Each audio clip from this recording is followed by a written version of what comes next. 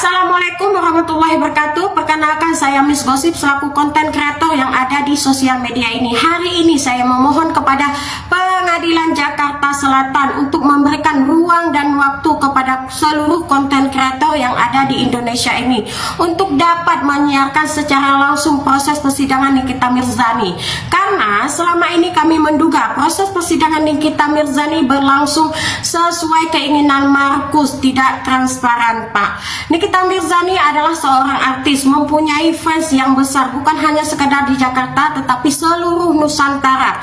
Oleh sebab itu, biarkanlah ribuan mata bisa menyaksikan secara langsung proses persidangan Nikita Mirzani ini berjalan secara transparan dan SOP, bukan sekedar berjalan sesuai keinginan Markus, Pak. Jika Bapak belum bisa memberikan kami izin menyiarkan secara langsung proses persidangan ini, proses persidangan ini sudah dikondisikan. Terima kasih.